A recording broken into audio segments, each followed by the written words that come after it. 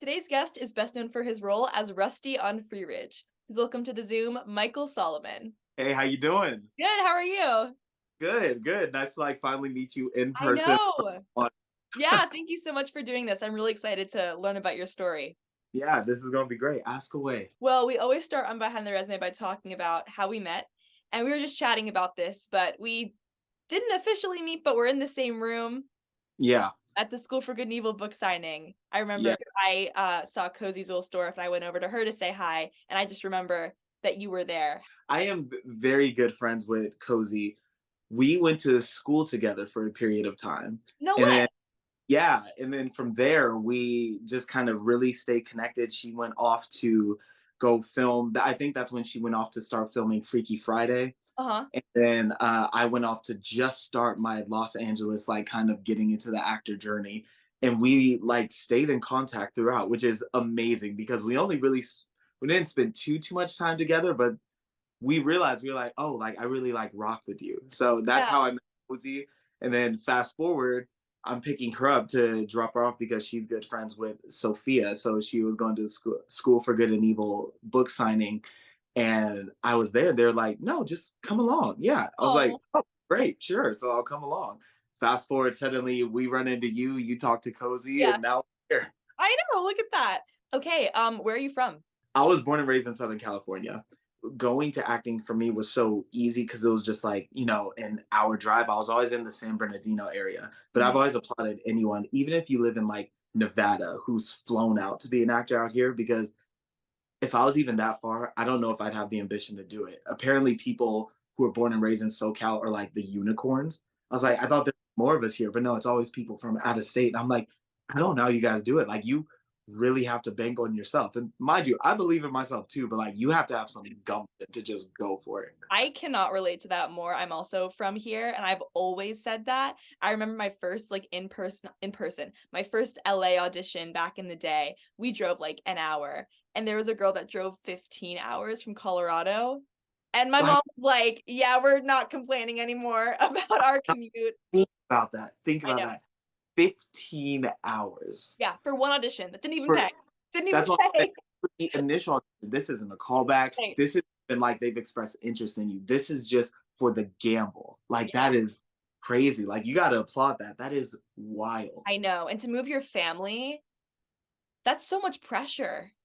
I I know. didn't think about that. One of my funniest stories. So I actually did some childhood acting growing up, just loosely because I was always an energetic entertainer, always impersonating Michael Jackson. Honestly, my auntie was like, "Come on, I know this agent," and we would drive an hour back and forth. And my mom was sick of it, and we were so far removed from the industry, we didn't understand anything about it. So it was kind of like whatever. But the last audition I ever did as a kid, I will never forget was to play Eddie Murphy's son in Daddy Daycare. We got the audition, and once again, it was the audition was on a Friday in mad traffic, and my mom was just tired of it. She was like, "We're done. We're not going to the audition. We're done. I'm not doing this," because she was just so tired of the back and forth. Yeah. Because I don't know the stakes. I'm just like, okay, and we just moved on. We never touched acting again after Okay, that. wait. We have to backtrack. So you're born and raised here. Are your parents, they're not in the industry, I take it. No, no, I am the unicorn. Do you have any I'm siblings? Yes, I have four siblings. I'm the youngest of four, and we Oh, all wow.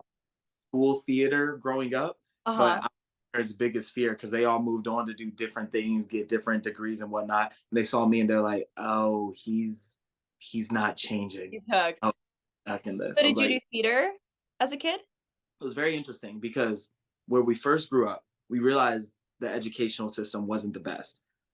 Our schools were getting 100 points. Our best test scores in elementary school were 100 points lower than other schools' worst test scores. Mhm.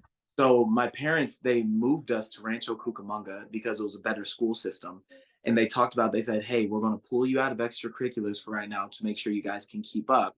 And then we can slowly ease you back into it so you're not overwhelming yourself. We adapted pretty quickly. So we were able to get back into extracurriculars. So from there, they all started, moving on and exploring. We all did theater for a period, but then they did basketball, track and field, whatnot. I did track and field as well, but then I finally snuck away and auditioned for a show my high school year, my junior year in high school. And from there, I got the like official acting bug all over again. I was like, oh, like I want to do this career wise. Like this What is. about performing clicked with you? I always entertained my family. We have a big family, so there were big family reunions. Uh-huh. And any talent show, I didn't even have to sign up. Like I knew someone was forcing me. It was like that type of Uh-huh. relationship. So it started from loving to entertain my family. Honestly, like I could crack a joke, make them smile, try to outwit them. Like that was really fun, outwitting my uncles and aunties to make them like smile and laugh. So then when I did that high school show my junior year, and it was a comedy, and I was one of the What show? leads. It was one you either know or you don't. It's called The Canterville Ghost. It was just this real hokey. It's about a Texas family that moves into a British castle, but it's haunted. So we're like freaking out by these ghosts. Really hokey story. Uh-huh. But we just got to kind of go wild and make people laugh. And I was like, oh man, like, yeah, this is it. Like, I got to chase this. At that age, what shows on TV did you watch, and were there actors that you looked at as careers that you wanted to follow? See, you have like the deep people who are like, oh my gosh, I grew up since I was 5 watching Brando with my dad. And I watched Smallville, Arrow, The Flash, like just a bunch of like nerdy superhero shows. I was Marvel hooked, and they were just so fun. I would obviously there would be some movies. I always had a fascination with dramas with actors who can really like go there and just be so raw. But when it came to just the day to day, it was just that kind of have fun, feel good. You want to see like a real awesome visual effect. Yeah. Like actually one of the main squeezes because I didn't really start dissecting television and movies for the craft of acting until a couple years after high school when I really started to like transition to moving out to LA. So yeah, when I was a kid, I was like, no, I'm taking it easy. I just enjoy watching things that make me smile and have fun. Wow, that's such a nice outlook and like mindset to have. So like when you were watching the shows, you just enjoyed them as a viewer. You didn't think of like yourself or how you were to one day be in that position. You just enjoyed the entertainment. Yeah, of course there was the dream of like, man, I wish I was there so bad, but I wasn't. Junior year was really when I started understanding I know nothing about the industry. I want to do this career wise. Mhm. So I didn't even have the expertise to try to be jealous of the people on the screen. I Right. was watching and enjoying and just knowing like somehow I want to do that, which was kind of nice. It was too far out of reach for me to really start looking at the show analytically. And now I have a really good eye, and I had that nice transitional period where I was a sponge, where I was like, I know nothing. Let me learn as much as I can. But yeah, no, in high school, it was just like, no, I just enjoy it. I want to have fun. So it was very like simple. That's wonderful. Are you a big manifester? No, I'm, it's funny, I'm not, but I've just always had this really weird in the back of my head, no matter how stressed I get, I'm like, man, I really wish I was doing more stuff. It's like kind of a delusion, but like a fun delusion where I'm like, but I will be okay. I will make it. I'm like, I have a good enough head on my shoulders to know that I will find my stride within this industry. There will be just some times where I just kind of take a breath and I'm like, no, I'll be good. Like I Yeah. got Where do you think that comes from? anytime I have self-doubt about acting or my talents or what I can do, I've always performed in front of strangers, people who have no stakes in me, and they'll be moved. They'll come up to me, they'll be like, that is amazing. You have what it takes. Wow. And when enough strangers in different environments do that, you start to believe, like, okay, no, there, I do have something there. You know, it's from deep people from different walks of life. You know what I mean? It's very sweet. Like, I've had little kids come up to me when I've done a live theater show. I've had, like, I once played like this Elvis character in a project, and that was before I really knew the weight of Elvis. I just kind of, like I said, I danced Michael Jackson, but then I twist my hip once and they'd be like, that's Elvis. There's like this older couple, like really elderly couple. And when I was doing my bows and curtain calls, he like got up out of the scene and said, like, you did it. And, you know, looking back now, and now I've learned the history of Elvis, I'm like, oh, like that was his time period. Like it really affected him. So like that just all these different walks of life, when I see that I've been able to charm or inspire or motivate. It's like, yeah, no, like I can do this. I just need to get in front of the right people, but I actually can do this.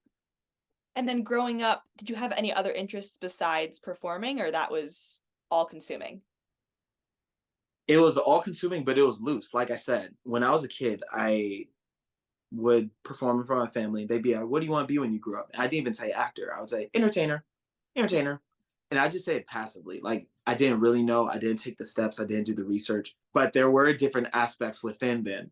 When I was in middle school, I was like, I'm gonna be a dancer. Like that is it. I'm gonna be a dancer. I was part of these hip hop classes. There were some points where I took ballet classes. Like I was like, I'm gonna be a dancer. I didn't really follow through with it. I don't know why I didn't necessarily pan out.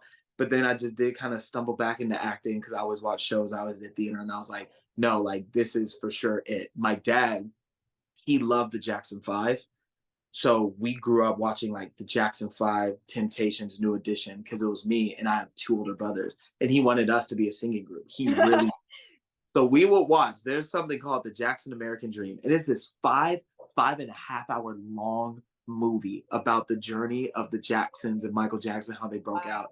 And they did one of the Temptations. He would have us watch all of them because he really Wow. wanted to be like a performing singing group. Uh-huh. Could we have done it? I don't know because all of us were just like, man, no one wants to do this right now. Mm. Um, but yeah, so there was like one aspect where that could have panned out if we really followed through. There was one aspect where if I really committed to the dancing in a serious career path, then that could have been it. Do you still dance? I like to say I dance and sing when it pays the bills because I'm like, because like hear me out. I can sing and I can dance. I have confidence in that. But there are some dancers and there are some singers. Like, Well, you can totally incorporate those skills into an acting role. exactly. Well, I've been blessed. I've flown out for like really cool Broadway callbacks Yeah, yeah, too. So I've had to do it. I've had to implement it, and they, for them to have me come out and I'm singing, and they're like, "No, yeah. we see you to be a lead on a Broadway show." You're like, "Okay, I do know I could do it." But then there's always, like, I'll go see a show or I'll hear a singer, and they'll do just these tricks that I don't know, and I'm like, man, like they got it. Like there's something there. They got some spice to it. When did the mindset change from this is just what I enjoy to this is gonna be my career? It was junior year. It was, I would say, more the end of my senior year, actually. That was a pretty prominent one because I wanted to start trying to audition to, look into theater in college, see if there's a way to get scholarships, like just start trying to implement it. And that was the first time I ever did anything dramatic. All of my entertainment was always like goofy, fun, dancing, comedy, positive. But I found a monologue from Fences. It's not really a monologue, but you can make it one, where the son is talking to the father. And, if you know it, people know it, where it's like, I ain't scared of you, la da dee, la da da, like just kind of going right into it. And I had to perform that in front of my senior high school theater class. Wow. And it was like dim stage, one spotlight. And they're like, well, everyone, Michael's starting to audition for more serious things. And when you audition for more serious theater, you have to have monologues prepared. So he's going to show us his. So I went up, I did the official, like, hello, my name is Michael Solomon. I'm auditioning. And I got into it and I just kind of let loose. And my high school theater teacher, Mr. Shorts, he was really, really proud of me in that moment. And Michael Kramer, another one, they're both like very into theater and they were just like that was really cool to see you exercise that muscle. So Mhm. that's when the fascination of drama hit because I really like comedy and drama hand in hand. It's really hard to decide which way I would teeter. Comedy comes naturally and I can always be sharper, but drama, when you can really in a healthy way explore being raw and understand yourself in these different environments and characters, like that's what drives me to this career, that calling to like really explore that, like fine tune my comedy to give someone the best experience possible and make it grounded because grounded comedy is so hard. Or, you know, go there. And when you go there in drama, like really go there. Don't phone it in, be honest, be raw, and take the time to explore that because, it's like the movie Precious. The mom was so toxic to the daughter. And she talks about after that movie, there was a mom that came up to her and crying, and she realized that she was that toxic to her own daughter in real life because of it. So you have to remember in drama, you're doing these roles that can reflect or be an awakening to someone. And, you can't take that lightly because it's important. Do you find that dramatic acting is more healing for you than comedic acting, or just it's just different? Oh, interesting. I think just different. Just because I haven't had a healing experience yet, I've definitely had some real, like, what's the word? Cathartic moments when doing more dramatic things. I've really bonded personally with castmates when doing dramatic reels. But from that, I'd argue I just haven't hit the right project yet then. Hmm. After high school, I explored theater for about 2 years because it was the only approach I knew. Hmm. You just transition, you're on stage, you're like, okay, so let me follow through with the stage. And then after about 2 years of exploring theater, trying different characters, that's when I was like, okay, I'm going to move to Los Angeles and try film because I didn't really branch out into that. I really started feeling the interest in that. I had an agent at that time, so she was like kind of poking me for more film auditions. I was like, so I really need to be out here Wow. to get into it. So that's when I kind of dropped everything and was like, here we go, moving to LA. Wow. That's a huge move. Was that, I mean, that I imagine that was terrifying and thrilling at the same time. Yeah, it was kind of scary for my family to hear, like, I'm officially dropping everything and going to LA Yeah. because it's the tale as old as time, but you just really have to believe in yourself. So there were a lot of conversations leading up to that.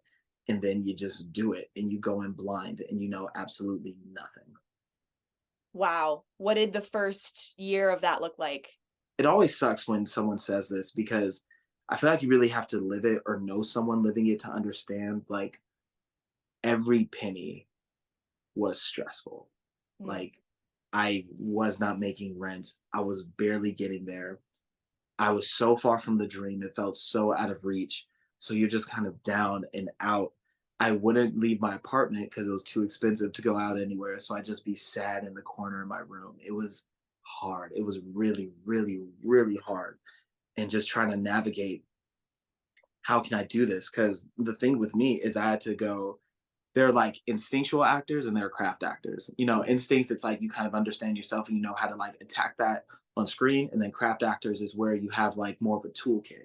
And I Mm. feel like that's what every actor who wants a career of longevity strives for. It's to Yeah. have a toolkit. So it's like even if you're not in it that day, you have the discipline, you have the training to know like, okay, but this is how I can execute this. Because it's just like, directing, lighting, boom operator. It's like, no, you shouldn't have to make everyone wait for you. When they say Right. action, everyone needs to be sharp.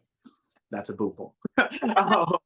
That first year, it's like, what am I doing? Because I couldn't even afford classes. So I'm like, why am I even out here? Because if I'm not acting, I'm not even training. It's like, I'm just here to lose money. So it's just navigating that. But there are some people who can have the juggle. I didn't really have a community out there, which is a huge thing. Denzel Washington talks about like root yourself in good people when you start this career. And you get it. It's like, yeah, I see it. So it was really, really rough.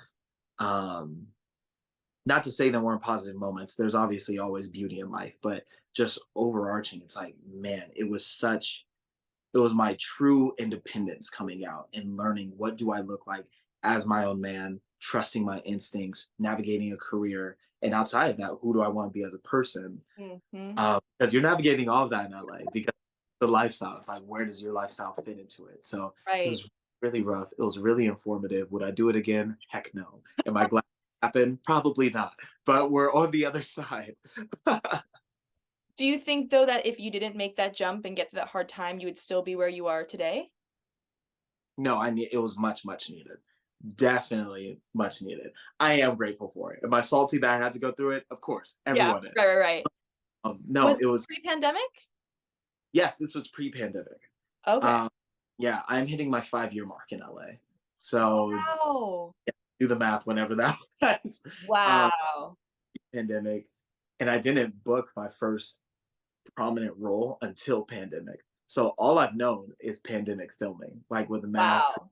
and your family can't come on set. Do you know how much that sucks? Like your Yeah. friend, it's like, sorry, you guys have to stay on the sidelines. It's like, man, What kept you going?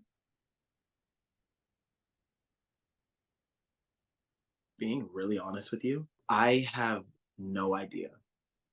I actually don't.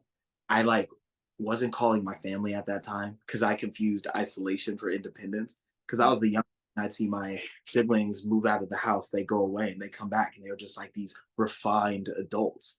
So I was just like, oh, they never leaned on anyone. Like, go. Mm. Like I wasn't talking to my family. I was just so in my head, I felt so alone. And I kid you not, I think it was just hanging on to the dream. But even then, that's honestly just guessing. I think I was just taking it one day at a time. I'd say learning the business was a big part of it because I knew I didn't want to be a dumb actor. And with that, I meant like just more of the behind the scenes. Like I wanted to know the industry and how it worked so that if I had to look at a contract, I knew what it meant. Yeah. So although it was a dark time, that was really informative. It was cool to start learning that.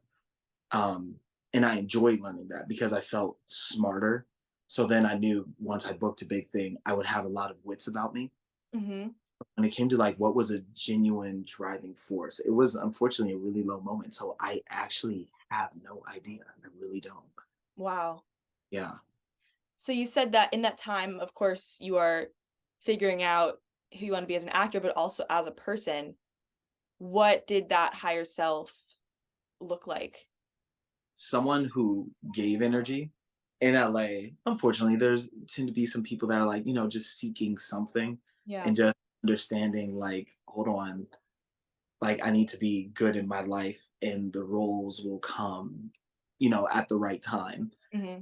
And easier said than done. But yeah, just a person that, when I walk into a room, I can comfortably be myself because I'm someone who likes to be engaging and, and balance and having a really nice conversation and have some fun. If I'm out and there's a dance floor, I'm dancing, I'm cracking a joke. I want to have a good time. Just a positive person. There's a artist, Jacob Collier, and he was mentored by Quincy Jones. Quincy Jones, and he asked like, "What's some advice?" And he said like, "Don't be cool, be warm. Like everyone wants to be cool. We have enough Oh, cool people wow. in the I world. love that. Growing up, I had got such a joy from entertaining my family. Like I would get them belly laughing, and it would make me feel good. And I'm like 6 years old, Right. so to get someone belly laughing, it's fun. And if I find someone's sense of humor, oh, I'll drive into it. I'm like, oh, you like these jokes? Like, let's go for it. I don't need to be the center of attention, but I would love to be a part of the life of the party where it's like, man, like tonight was really fun just because we were able to have a fun time with him. Who were your biggest inspirations at that time? My brother William, for sure. He's just a really cool guy. I argue that I take all of my entertainment and humor chops from him. He doesn't believe me. He's literally the funniest guy I know. I studied improv for a period and I got pretty solid at that. Growing up, it was always me and him, and we would always try to outwit each other. My sharpness is because of him. My Oh, is because of him. And he's just such a cool dude. And then in the more professional avenue, at that time, I did really enjoy Stephen Amell. Like I said, I was watching Arrow a lot, but I would watch a lot of his Q&As and he would talk about how he would try to lead a set and what being number one on a call sheet meant. And he talks about some of the things he do where it's like, no, try not to waste people's time. Let's execute this.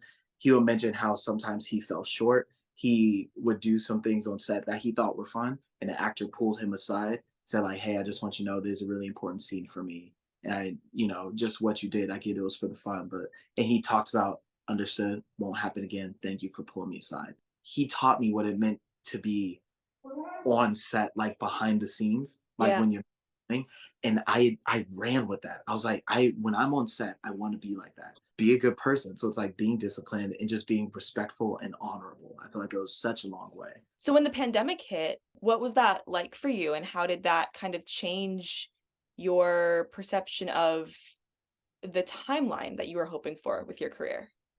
This is hilarious. It didn't really affect me at all because I wasn't already getting auditions in the um, but that is when people started implementing a lot more of the self tapes. So I Yeah. did start kind of a little bit more auditions than I was thinking. But I did book my first project, which was cool. It was weird. It was a Snapchat show called Solve, but Solve bought it out from Snapchat. So it was becoming its own independent one. So Mhm. while they were still doing their more interactive Snapchat episodes, we were secretly filming this one. It was like a Wow. $1 million buyout or something. It was like a big deal. and we had our own app. They showed us the images and everything. So I was like on a set, and we shot 5 seasons. What? We This was shot. in the pandemic? We should. Yes. Wow. We, And the audition was like a self-tape and the whole it was thing? a yeah. It was like self tape. There was a callback. There was an official table read. It was a vertical show, and the episodes were like 10 minutes long, so it was a lot kind of shorter, quicker. But they had this logic. They said shoot 5 seasons, and then we'll start going on more linear schedule, because for a vertical show, like, you need enough content to get them hooked Mm-hmm. to the, because it's easier to be dismissed, and then we can start finding a rhythm. So yeah, no, we were like 5 seasons deep. No one heard the light of day, and finally, like, an investor pulled out, and in the pandemic, it was hard to find someone else to like put it up.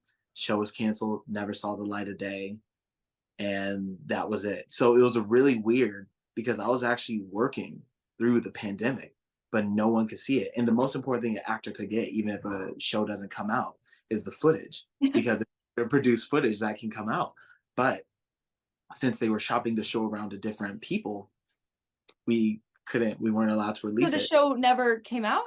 Show never came out, never saw light of day. And we could even show footage to like casting directors, because like, this is private, locked away footage. Right. Like, sorry, we Have can't give you it to you. seen it? I've seen episodes. I've seen some episodes. We Uh-huh. were shooting the end of season one, and they showed us the finished cut of the first episode. Mm-hmm. Like, really, like, they gathered all the actors around, and all of us were like buzzing, like, here we go, like, this is it. So like, Yeah.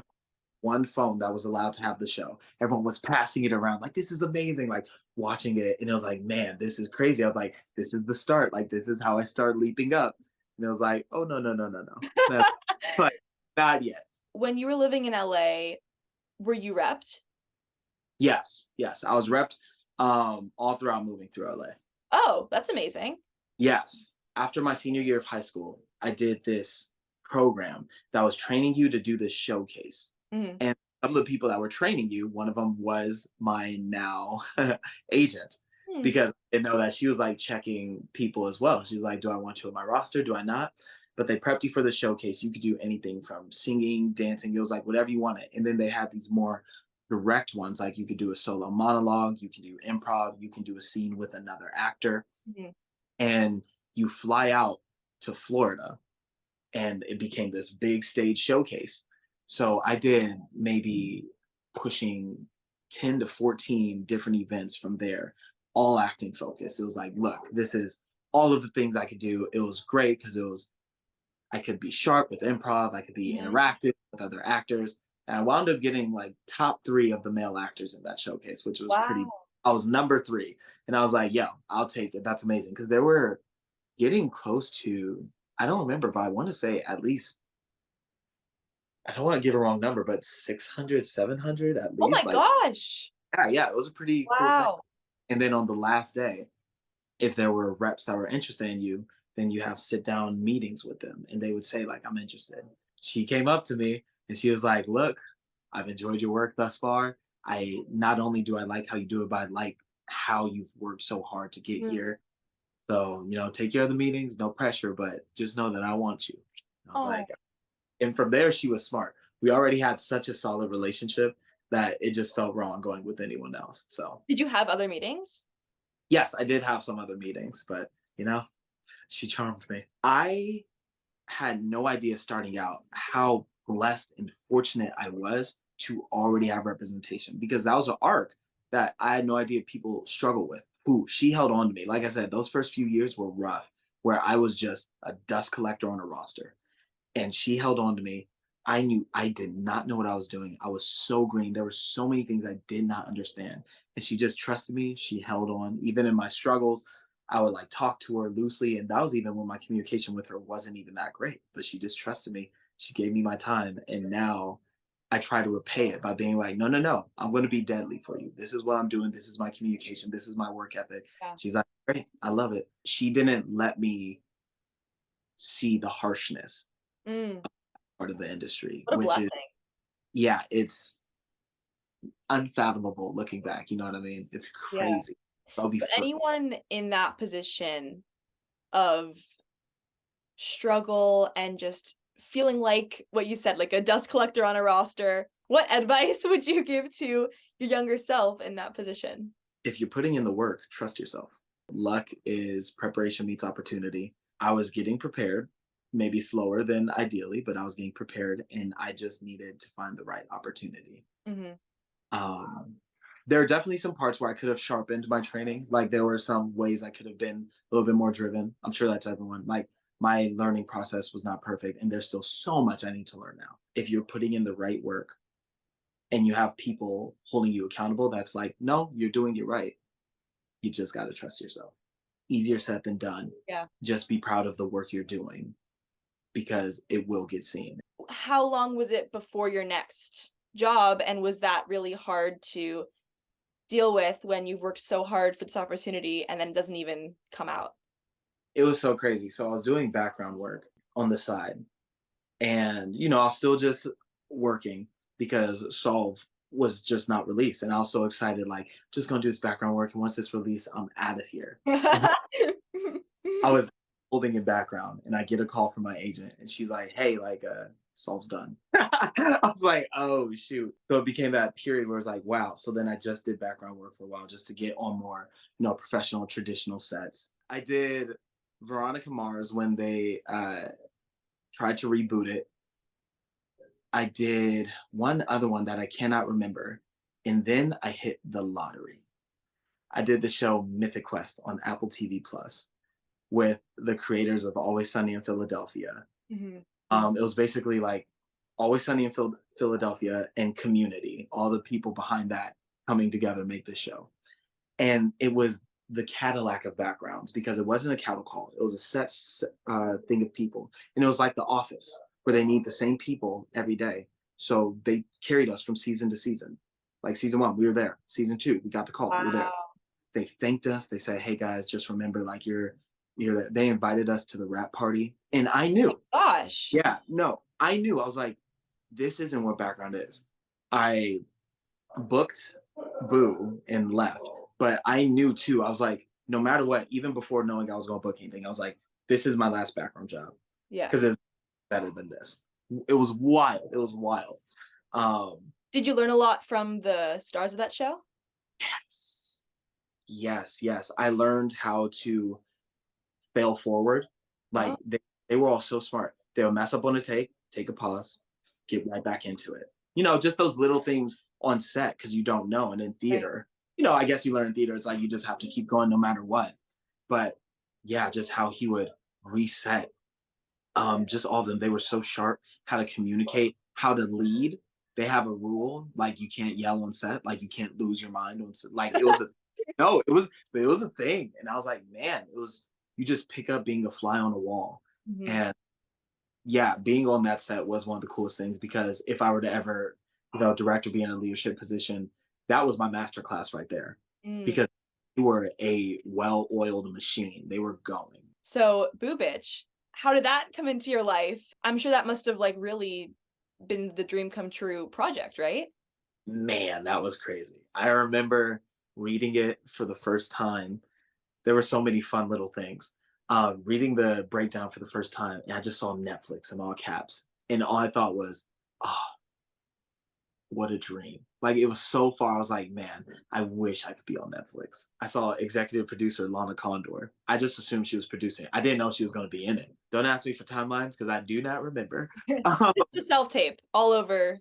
yeah, yeah. So I did a self tape. And for that one too, like I was so excited and stuff. I didn't even look at the sides. I couldn't prepare them.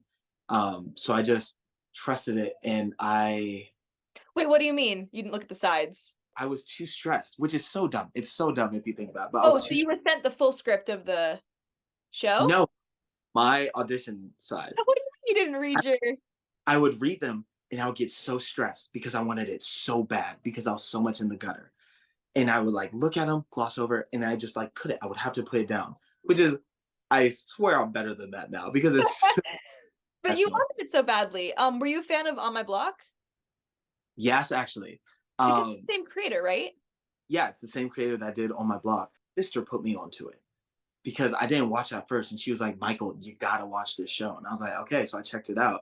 And then, of course, you have people like Jamal, who's played by Brett Gray, and you're like, "Holy crap! Like he's Yeah. so sharp." So Yeah. you like the show and you get gripped in. So yeah, no, I was a fan because my sister, she finally sat me down. She was like, just watch it. And I was like, yeah, I'm glad I did. It was so Yeah. fun. So yeah, I knew the stakes of all of it because I knew that she was also the creator of Awkward on MTV, and I was just like, oh my goodness. But the night before, I just kind of sat down. I was outside on a bench in my apartment. I just kind of looked at the stars, just like calm down. I just kind of calmly read it over. I did it real loose. I didn't really memorize, but I just like kind of memorized the beats, and I went to sleep. And that morning, I put it on tape, and it's actually, I would argue, one of my sharper tapes because it was so natural. I was just listening because everything wasn't so memorized or beat prepped. That's great. Yeah, it was Maybe cool. that's Like, like a good strategy moving forward. I don't yeah, know. maybe there's a more structured way I could have done it.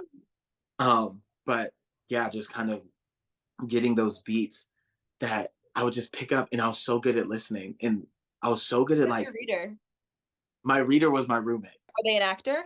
Yeah, they're an actor. They've done a ton of really cool stuff too. Uh-huh. They were on All American recurring. They were on, Nice. like they've done some dope stuff. So he's really cool because we have this rule after we do a tape. It's like, okay, act like this is going up in a movie theater. Would you buy this movie? Like, would you watch it? So we Mhm. always that standard. And he was like, You yeah, like coach each other while you're taping? yeah, we'll like kind of pitch because we know each other. It's like, yo, explore this. And it's like, yeah, you're right. So we're really good harmony for everyone, you Great. know. That's Yeah, awesome. Brett Shaberg, shout out to you. Who? What's Um, his name? Brett Shaberg. Red Shoe. Okay. Yeah, Awesome. what a guy. Um, but yeah, so we put it on tape and he was like, yeah, it felt really good. And you know, I was just in that rhythm of like, you know, because the character's not always attentively listening. You sometimes zone out your train of thought. So like in that tape, I was sharp. Like I knew when to listen, I knew when to zone out. Like, no, I'm thinking about my own thing. And it was a really cool tape. And then I heard nothing for a month, 2 months. And Did you then let it go or yeah, no? if I don't hear anything after a week and a half, I start to let it go. And I got that's the sad part. I got really good at letting it go. So Yeah. I did. I was proud of it. I was like, all right, let it go. And then I got a call, and she was like, "Hey, just know you're their first choice." I was like, "Whoa!" I was like, "Whoa, whoa, whoa, Like slow down." 2 months later. Yeah, like 2 months later, she's like, "Yeah, you're their first choice. They're just going to do so. Don't do anything now. They're going to look at all the logistics and stuff, but you'll know in 2 weeks." That was the Oh, worst 2 weeks of my life. To let it go is so easy when you don't hear anything. yeah. But like, hey, your first choice, now you just have to wait. I couldn't eat. I couldn't sleep. It was literally the worst. And thankfully, they told me in 1 week, not 2 weeks. But I could not focus to the point where when my team finally called me, they like wanted to do his group call. So my agent manager wanted to wait and come together and call me all. By the time they told me, I was just like, okay, and hung up. I was exhausted. I was mentally exhausted. Like I didn't even need to hear I got it. I just needed closure. Yeah. It was it I was understand. it was so bad. And then, you know, the delayed effect of after you like, what? Like but yeah, I just needed that closure at So first. I you was never like, had a callback? It was just yeah, one tape. for that one, no, it was the one tape. It was the one tape. So after you find out you booked it, how long until you started shooting? A month, maybe a month and a half, Okay. which was really weird because I heard I booked it and then heard nothing from anyone. Uh-huh. And, you know, it's kind of like, you know, like, yeah, put me on your coach. Like, what's up? What are we Yeah. doing? Like, nothing, no scripts, no reach out from production, like, no anything. So I was just like, what is happening? It was so long because I was just like, I booked it. So when do we start? But then once I got reached out, I got reached out from a COVID officer first, of course, like, hey, take a test, make sure you're all good. But once I got reached out by wardrobe for the first time, it was fast. It was fast. It was so fast. Mhm. And you know, we're on set. I was like, whoa. And we're doing, you know, table reads, the first digital table read. So it's like I see Lana in the Zoom call, I see Tenzing in the Zoom call, like people I grew up watching. Oh. Um, I see my best friend for the first time, Mason Versal. I love that guy. But yeah, it's like, you know, you're just kind of seeing all these people, this panel, and everyone just claps and they're like, open to page one. You start doing the table read, and you're like, I'm actually here. This is crazy. Was it like the biggest pinch me moment of your life, that first table read? Being on set the first day might have been a little bit more pinch me since it was digital, but just kind of seeing everyone, it was so weird to see them all so human, just grounded, and just, you know, because you're seeing behind the curtain and you're like, oh, I'm Yeah. part of it. Yeah. I think it was a little bit more jarring. I'm just like, oh wow. And then you're just like, no, but let me be on my P's and Q's. But like, like I just kind of want to stare at the screen for a couple hours and just look at all of you. Oh, I totally get that. That's the best feeling to have when you're on set. You don't wanna get, like, numb to it. It's the dream. Yeah, yeah. It was so wild. I process things so weirdly. So it's like just the slow take in and the weight of it slowly comes in. So then I get a little bit crazy and then I'm like back again. Then yeah, I'm literally just like a kid just staring. Like Yeah. and then once it finally registers, I'm like, oh, this is crazy. So when you were on set, were you thinking about the intention and everything that you had learned from others about, like, how you wanted to act and be a leader when you were in that position? So this is where it gets really full circle. When I booked it, the first thing I did was call Cozy. I called Cozy. We freaked out together and I said, tell me how to be on set. I said, give me tips, give me, and we just went through it all. And Yeah. then at the end, she, sugarcoating it because she was very real with me. She was like, yo, just be careful. Remember, you're a recurring guest star, but you're not a lead. They're going to make you feel like a lead, but there's something like just Yeah. all things. And at the end, she was like, but also just remember this is amazing. Have the time of your life.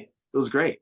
But no, I called Cozy and we just talked about all these things. So my first day on set, I still have it to this day. It's on my desk and she calls me a nut for still having it. I wrote notes of all the tips she gave me and I just keep it there. And I Oh, brought that with me the first day because I was like, no, I'm going to be equipped. And like I said, because I care just as much of how I am behind the camera, on yeah, of camera. course, yeah. Yeah. Oh, I love that, and I would imagine that she is the most wonderful, like, role model and just person on set in general, so I'm sure her tips were so helpful. Thankfully, this set didn't do this. She said, always watch the AD. Mhm. If the AD's happy and smiling, you can be happy and smiling. If the AD's serious, you should be just ready to focus. Because she said when the leads are having a good time and laughing and joking behind, it's, they have to wait because they're a little bit more the leads. If you're a guest star, they can put the blame on you. They can lash out a little bit more on you. She said, so just be careful of that. She said, so always watch the AD. And it was so great because on my set, I was always doing it, but they were a little bit more lenient and they did treat us all a little bit more prominently. But she said, like, just really keep checking. And that was a key one. I was like, yeah, she said, that is how you check the temperature of the room. I was like, that is really, really good to know. That's such good advice, Yeah. and I feel like you wouldn't know that until you're in the position and just have the experience. Yeah. I feel like the sad thing is a lot of people don't find that out until they play a little bit too much and the AD like snaps at them.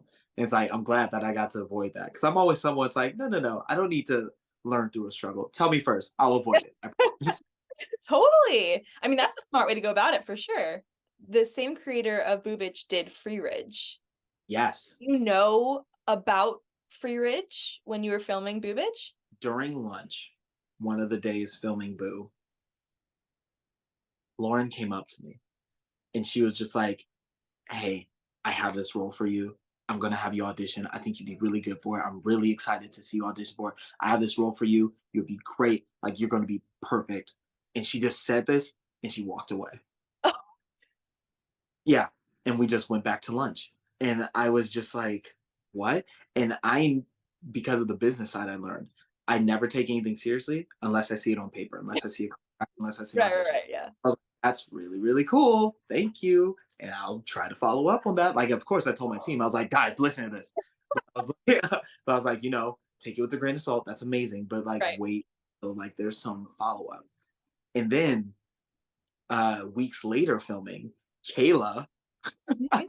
You know, who I had her on Behind the Resume. yes, yes. Mhm. Yeah. No, I do. I was like, yo, this is amazing. That's one reason why I was honestly very interested to interview with you because I saw some of my friends that you interviewed and I was like, okay, like I trust you. Yeah, Eric too. Yeah. Mhm. But one day Kayla ran up to me. I have no idea who she is. Our scenes were very separate at Boo. We did not interact. And she just came up and she hugged me. And she said, I am so excited. Lauren's gonna have you audition. We're supposed to be a couple. Oh, you're gonna be my boyfriend. By the way, don't tell anyone that I'm telling you this right now. Actually, yeah, I'm actually not supposed to say anything, but I gotta go right now. Bye. That was my first time meeting Kayla. I had no idea who she was. And I was just like, what the just happened? So there We had from already booked Freeridge, and she knew about it. think, yeah, she had already booked it because what happened was she already booked Freeridge. They had to wait an extra year to film. So then they brought her on as a fun guest spot on Boo just to start working together, build that relationship more. Oh, gotcha, gotcha. Boo was just a playground. She was hanging out. She's like, my show's coming. Yeah. She's Yeah, yeah, like, yeah. I'm gonna do my thing. Uh-huh. Um, it was crazy. And so she told me that. So I knew Free Ridge was a thing. And I knew there was interest in me.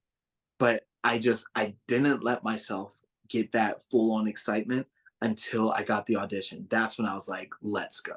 And as an On My Block fan, were you just so thrilled at the thought of a spinoff? Mm, I'll tell you all of this. When I got the audition for Free Ridge, there was not a single excited bone in my body. I was terrified because it was so weird. Auditioning for the same creators as a show I just did was actually one of the Yeah. worst things ever for me because I was like, I can't surprise them. I can't be original. They've seen me on set. They know all my moves. Like I can't outwit them. I was terrified. You can ask anyone. I was freaking out, losing my mind. So I couldn't focus. Yet again, I could not focus because I was like, I want this so bad. I want to be back on it. What is this character compared? Because Jay Ginn is very different than Rusty. Jay Ginn was very loud, very opinionated, whatever, and he would dance. Rusty was supposed to be a little bit more, calmer. He could be fun, but he's seen life because he was a kid actor, so he's a bit more mature. Mhm.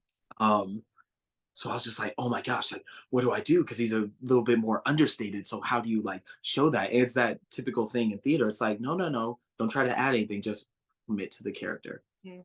And when we started the audition, when I went, because I sent the tape, I got a call back. And Eric is the one that let me know. He said, congratulations, you got a call back. And I literally told him in all caps, like, really? I was so surprised because where Boo was one of my best tapes I think I've ever put up. I think Freeridge was one of my worst tapes I ever put up.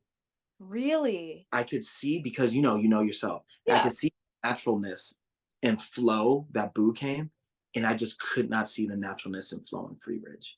I really couldn't. So I knew in the callback, it was a chemistry read with Kayla.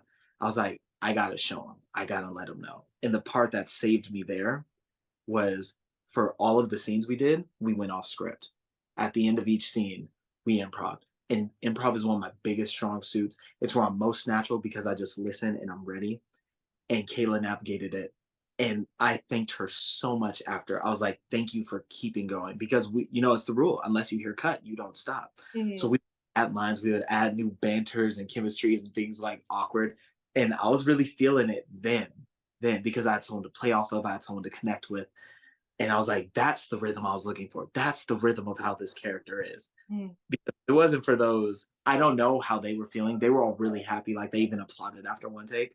But if it wasn't for those improv moments after, I'm really curious how they would have seen me as Rusty just doing the scenes because I was so in my head. I couldn't get out of it.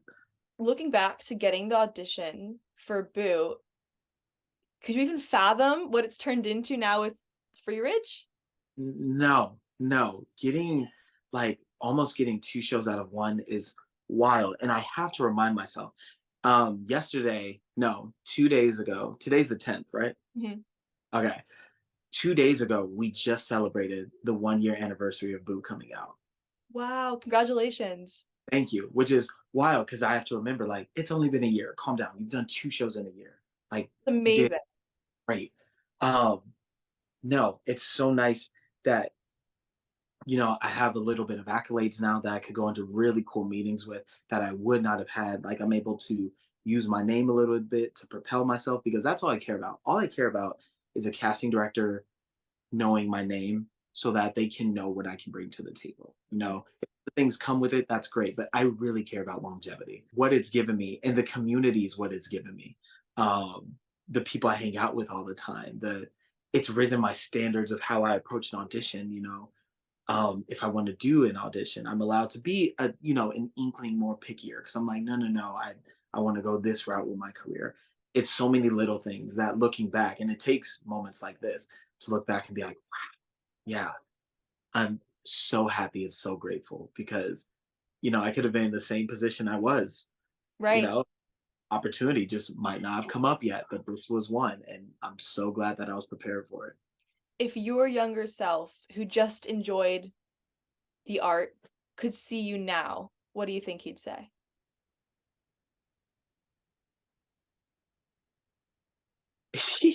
I have no idea actually. I don't, no, I think he would be hype. He would be hype, but he would just be like, "Wow, like that's wild," you know. He You think he'd be surprised?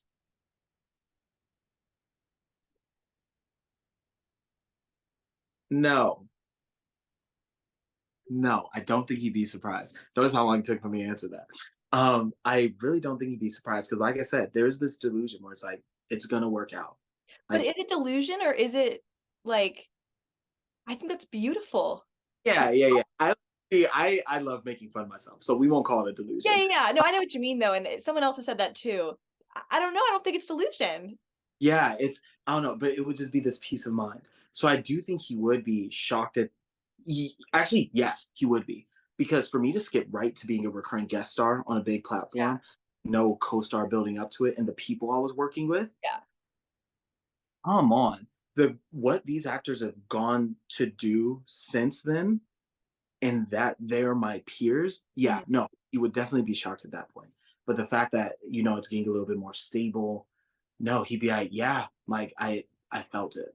Honing in on the actor side became really important when I did Boo.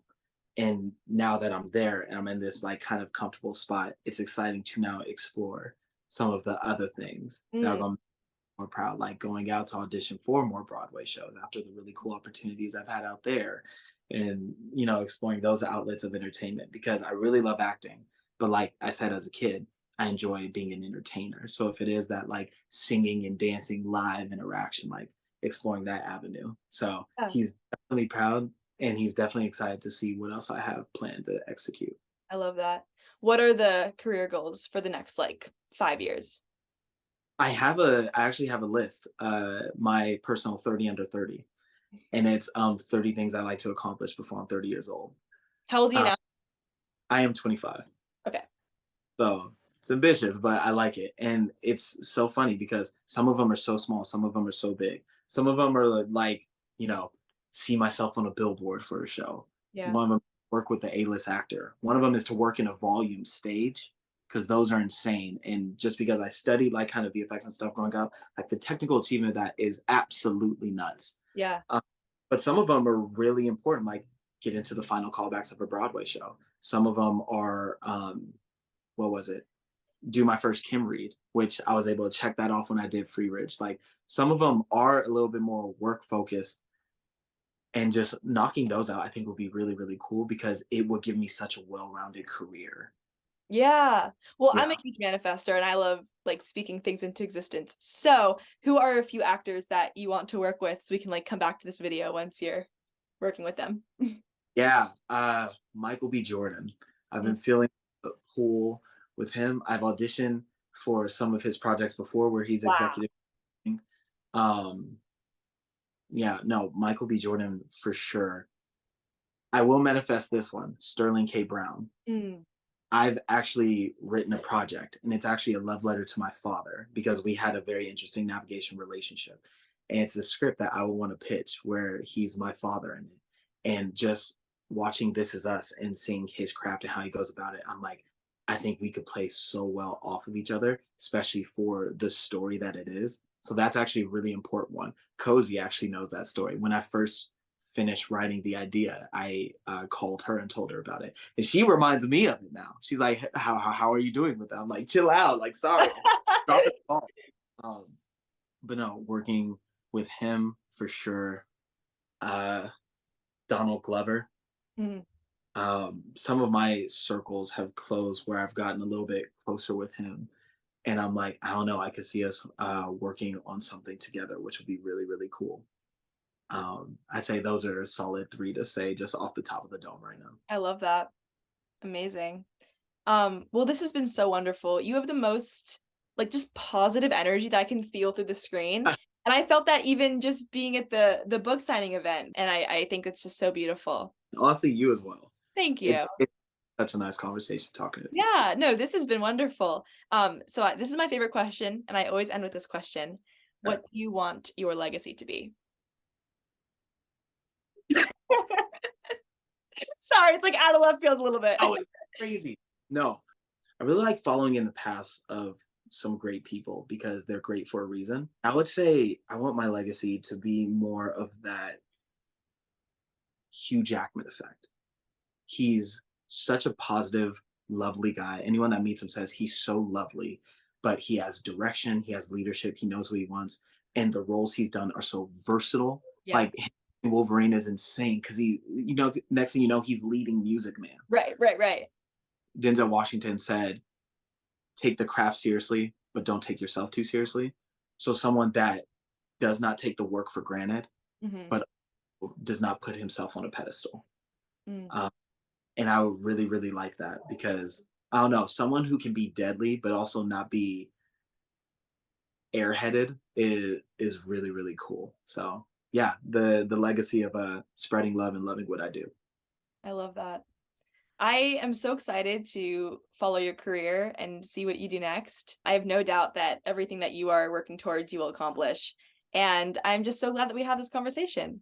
This was so great. You killed it. Thank you. Thank you.